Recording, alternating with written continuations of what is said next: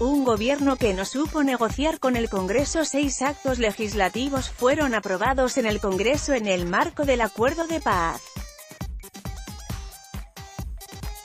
153 leyes fueron sancionadas por el presidente de la República en este cuatrenio. 156 proyectos de iniciativa gubernamental fueron presentados en el Congreso.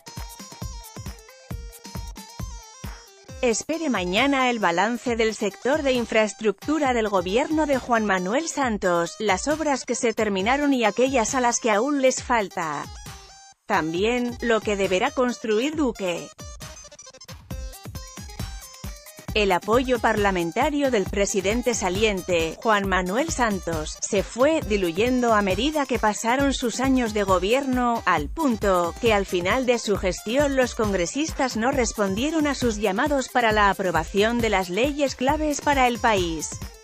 Esta situación se hizo evidente en el último año de mandato, cuando, coincidencialmente, se presentaron los proyectos más importantes para el gobierno, los de la aprobación del acuerdo de paz logrado entre el gobierno y la guerrilla.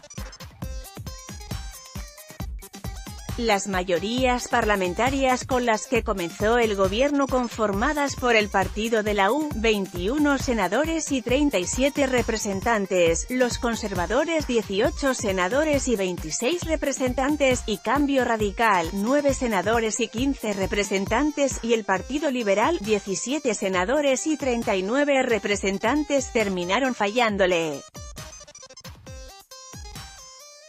Al finalizar la legislatura pasada, el problema de la falta de apoyo parlamentario se hizo evidente, inclusive con la implementación del mecanismo de Fast Track que reducía los tiempos en el legislativo. El gobierno no fue capaz. Según varios analistas, esto se debe a que para garantizar gobernabilidad Santos usó, en demasía, cargos burocráticos. El profesor del Departamento de Ciencia Política de la U.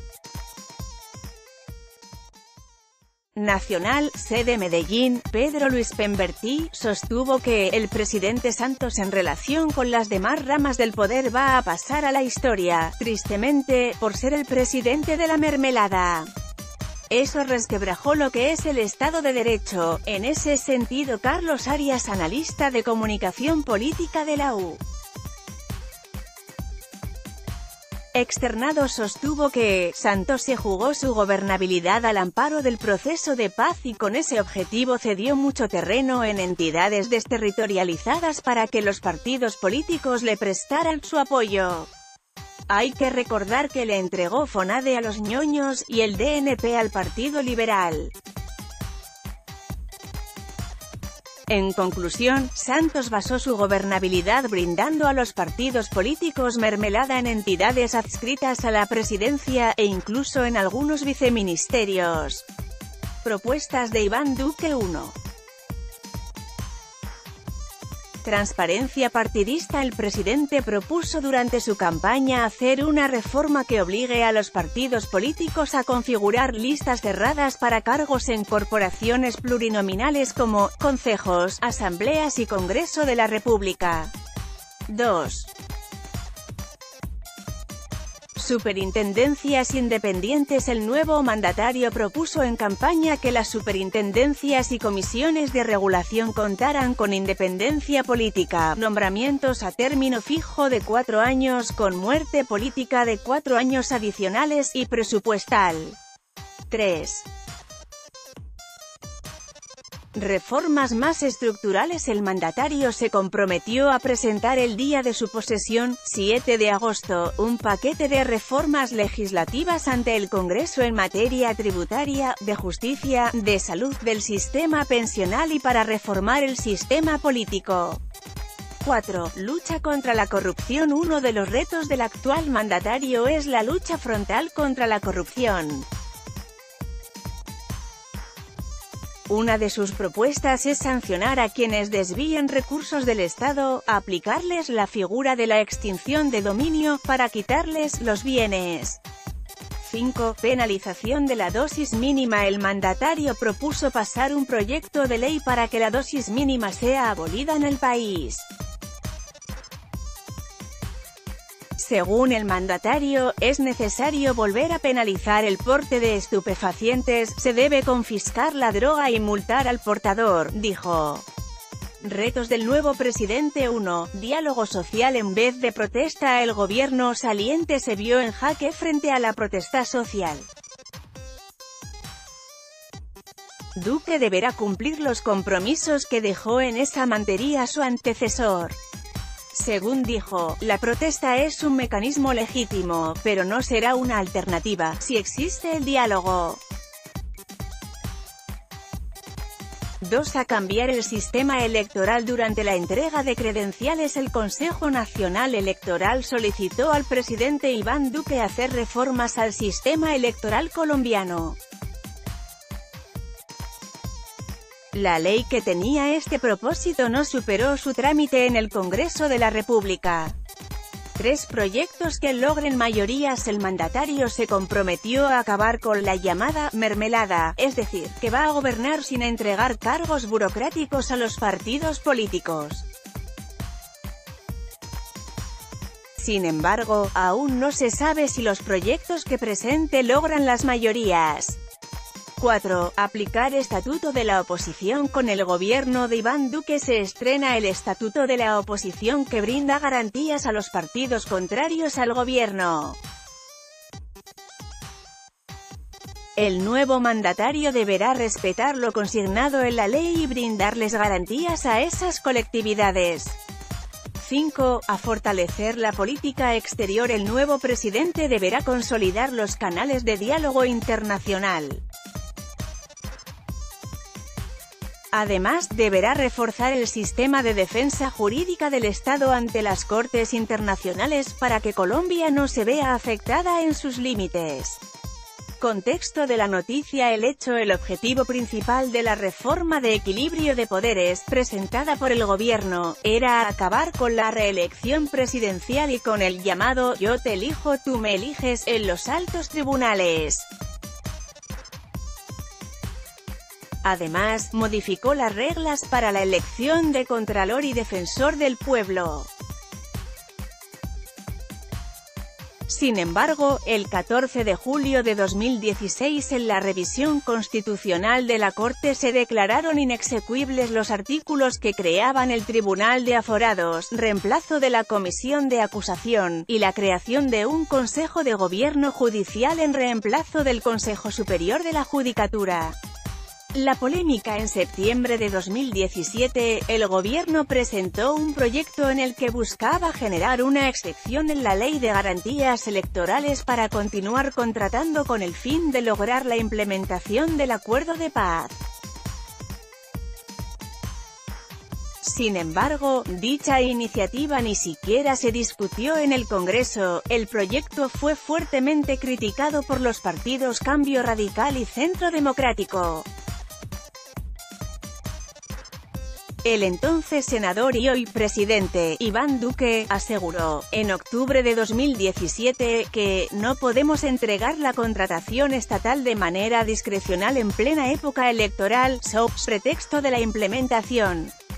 El éxito. Los partidos que no están de acuerdo con el gobierno de turno se pueden declarar como contraparte. Ese es el objetivo del Estatuto de la Oposición.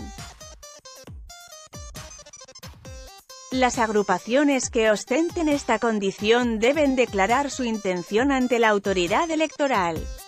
Además, las colectividades que quieran hacer contrapeso tendrán una financiación adicional del 5%, acceso a medios de comunicación, participación en las mesas directivas del Congreso y en la Comisión Asesora de Relaciones Internacionales, además del derecho a réplica frente a acusaciones graves o ataques públicos realizados por el gobierno.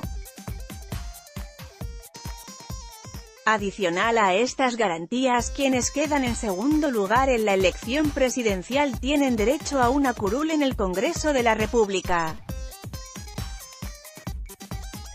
Así las cosas, Ángela Robledo vuelve a la Cámara y el excandidato presidencial Gustavo Petro regresa al Senado. Esta vez los partidos en oposición son El Verde, El Polo, las FARC y la Lista de los Decentes. la deuda. El gobierno, con ayuda de una comisión técnica conformada por académicos, presentó un proyecto de reforma constitucional para cambiar las normas actuales en materia política y electoral. La iniciativa comenzó con dudas y terminó archivada. Una de las banderas del proyecto era instaurar la lista cerrada en las planchas propuestas por los partidos para la elección de Congreso. Además, buscaba fortalecer las colectividades a través del conteo de número de afiliados como condición para mantener la personería jurídica. Otro objetivo era que las campañas fueran financiadas, en su mayoría por el Estado, para evitar recolección dudosa de fondos de los candidatos. No obstante, el proyecto perdió, en diciembre de 2017, todo el apoyo, inclusive el de las organizaciones que hicieron parte de la mesa técnica, pues se incluyeron artículos como el que daba cabida al transfugismo y aquel que buscaba que la autoridad electoral continuara siendo de orden político.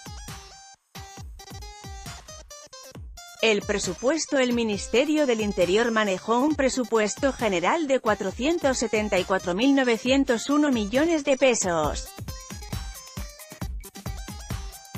Ese dinero fue utilizado para gastos de funcionamiento, programa de protección a personas en peligro por causas de seguridad, mecanismos de participación ciudadana y apoyo a los pueblos indígenas. Según el presupuesto publicado en la página web de la entidad, 28.454 millones fueron destinados solamente para gastos de funcionamiento. La cartera política es la encargada de ser el puente entre el Ejecutivo y el Legislativo y también es la conexión con las regiones. Comentarios. Reporte. Un error. Agregar información porque entre varios ojos vemos más. Queremos construir una mejor web para ustedes. Los invitamos a reportar errores de contenido, ortografía, puntuación y otras que consideren pertinentes. Asterisco 1. Título del artículo. ¿Cuál es el error? Asterisco. ¿Cómo lo escribiría usted? Ingrese sus datos personales. Asterisco. Correo electrónico. TRMINOS y condiciones. Acepto términos y condiciones. Los campos marcados con asterisco son obligatorios. Datos incorrectos. Intenta nuevamente. Datos extra, información confidencial y pistas para avanzar en nuestras investigaciones. Usted puede hacer parte de la construcción de nuestro contenido. Los invitamos a ampliar la información de este tema.